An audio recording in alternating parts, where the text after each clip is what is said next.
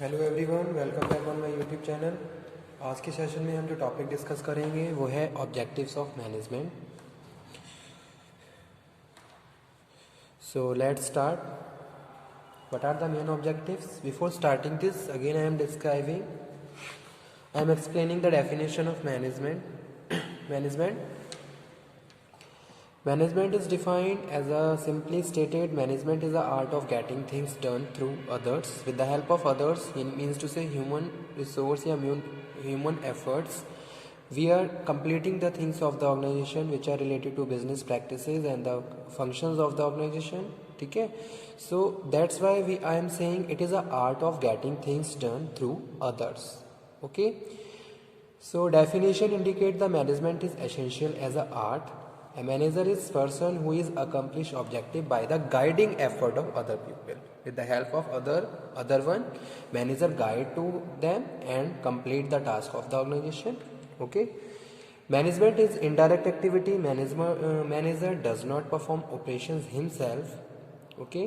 Rather he create as an environment in which people can work efficiently as a group. So that is a management.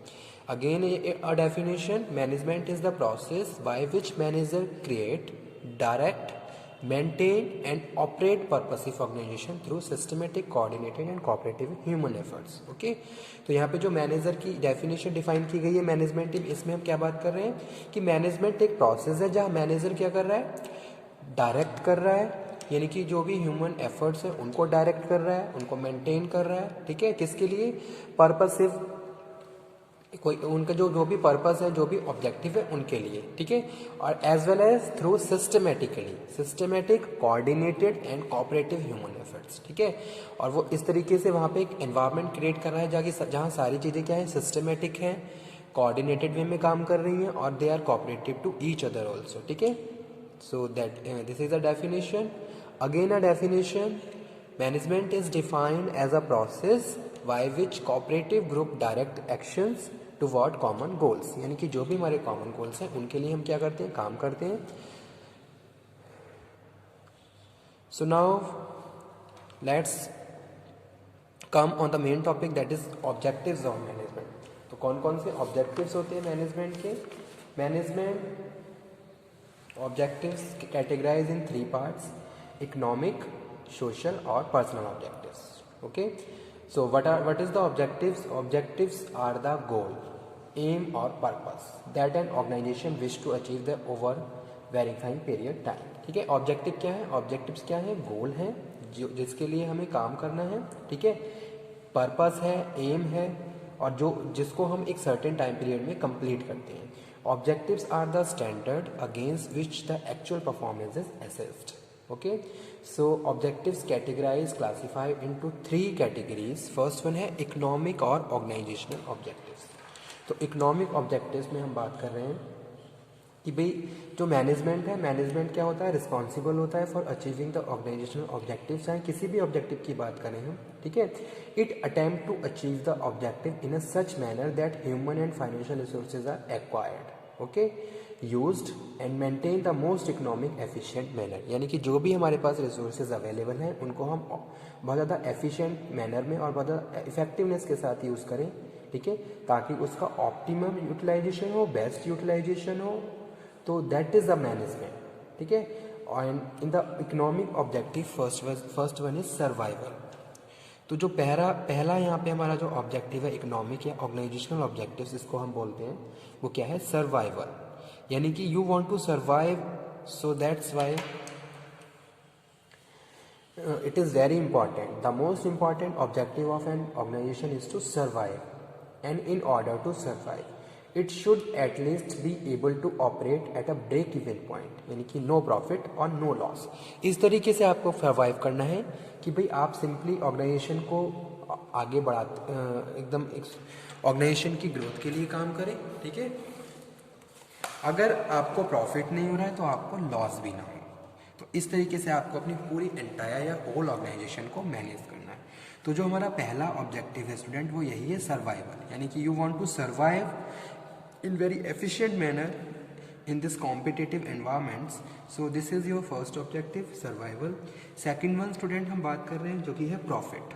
Her organisation चाहती है कि अगर मैं कोई business run कर रहा हूँ या मेरी ऑर्गेनाइजेशन, हर बिजनेसमैन यही चाहता है कि मेरी ऑर्गेनाइजेशन रन हो रही है तो मुझे प्रॉफिट हो, हम प्रॉफिट जनरेट करना चाहते हैं, ठीक है। So it is the incentive और reward for the effort put in by the entrepreneur. जो भी हम एफर्ट्स यूज़ कर रहे हैं उसके बिहाफ पे हमें क्या है, कुछ ना कुछ प्रॉफिट हो। ओके, सो ये this is second objectives. Moreover, it is reason behind carrying out a business, ठीक है। You want to survive, you want to stand your business, you want to expand your business, as well as you want to generate profit also। आप profit generate करने के लिए क्या है, managing all the things, all the resources which you have available, ठीक है। जो भी आपके पास रिसोर्सेज हैं आप उनको मैनेज करोगे। तो ये सेकंड ऑर्गेनाइजेशनल ऑब्जेक्टिव है। Third one objective is growth. Third one is growth. Growth is an extension of the objective of survival and profits, ठीक है। यानी कि जो भी हमारा बिजनेस चल रहा है उसकी हमेशा ग्रोथ होती रहे, हमेशा वो आगे बढ़ता रहे, जिसके हिसाब से हमें प्रॉफिट भी ज़्यादा हो और हमारा एक तरीके से मार्केट में अच्छी गुडविल हो, रेपुटेशन हो, कॉम्पिटिटर्स को हम प्रॉपरली कम्पीट कर सकें। If a business is able to diversify its product and market segment in a way, it is ensuring a long-term survival। जितना ज़्यादा हम अपने प्रोडक्ट एंड सर्विसेज को बढ़ाते जाएंगे उतना ज़्यादा ही हमें प्रॉफिट होगा और उतने लॉन्ग टाइम तक हम सर्वाइव मार्केट में कर सकते हैं एंड प्रॉफिट को भी जनरेट कर सकते हैं, ठीक है। So growth is the most important objective of the organisation. Okay, तो ये तीनों जो ऑब्जेक्टिव थे किससे रिलेटेड है, इकोनॉमिक या ऑर्गेनाइजेशनल ऑब्जेक्टिव्स। तो ये थे। सेकंड वन जो बात कर रहे हैं, सेकंड वन है सोशल ऑब्जेक्टिव्स। तो हमारे कुछ सोशल ऑब्जेक्टिव्स भी होते हैं अगर हम किसी भी ऑर्गेनाइजेशन की रनिंग की बात करें, ठीक है। Social objective, since organisations are social unit, जैसे कि सारे लोग काम करते हैं मिलके, ठीक है। There objective should be in align with general need of society. क्या सोसाइटी की नीड है इस पर भी हमें ध्यान देना है और हमें उन सोसाइटी के लिए भी कॉन्शियस होना है ताकि हम सोसाइटी के लिए भी कुछ ऐसा करें जिससे सोसाइटी को वहाँ पे एक तरीके से वहाँ पे बेनिफिट हो या फिर एक तरीके से सर्विस हम कुछ ऐसी प्रैक्टिसेस प्रोवाइड करें जो सोसाइटी को सर्व कर रही हो, ठीक है। Some of social objective of organisations are, जैसे कि सप्लाई ऑफ क्वालिटी प्रोडक्ट्स। आपको क्या करना है, क्वालिटी प्रोडक्ट प्रोवाइड करवाना है। जितना भी आप प्राइस कस्टमर से ले रहे हो उसके हिसाब से उनको मिसलीडिंग नहीं करना है, चीटिंग नहीं करना है। Qualitative services you have to provide to your customers, ठीक है। तो साथ के साथ मैं लिख भी देता हूँ आप लोगों के लिए। फर्स्ट जो सोशल ऑब्जेक्टिव है मैनेजमेंट का या ऑर्गेनाइजेशन का, supply of quality product at fair price, ठीक है। सोशल ऑब्जेक्टिव्स में जो फर्स्ट पॉइंट है supply of quality product at a fair price, तो हर मैनेजमेंट का ये ऑब्जेक्टिव है, हर ऑर्गेनाइजेशन का ये ऑब्जेक्टिव है कि भाई हम अपने कस्टमर को qualitative goods and services provide करवाएं, ठीक है। Generation of economic wealth, second social objective है generation of economic wealth.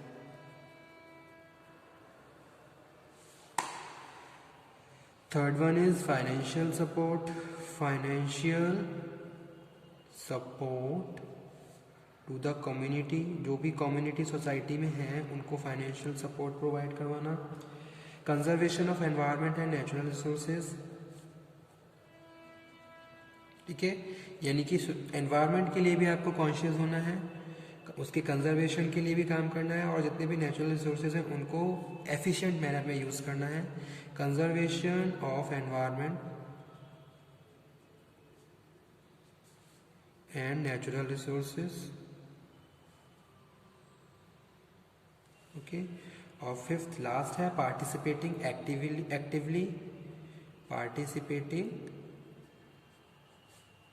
Actively in social service. जो भी सोशल सर्विस है उनमें बहुत एक्टिवली और बहुत एक तरीके से enthusiastically you have to participate social service project of government, ठीक है। गवर्नमेंट इस तरीके से बहुत सारी प्रोजेक्ट लेके आती है जो सोशल सर्विस में आप उसमें एक्टिवली पार्टिसिपेट कर सकते हो। So these are the social objectives of the management, okay. After that third one is individual, या फिर इसको हम पर्सनल ऑब्जेक्टिव्स भी बोलते हैं, इंडिविजुअल या पर्सनल ऑब्जेक्टिव्स। ओके, तो यहाँ पे मैं अंडरलाइन कर देता हूँ साथ के साथ, ताकि आप लोगों को इजीली ये लर्न याद रहें कि भी कौन कौन से ऑब्जेक्टिव्स होते हैं।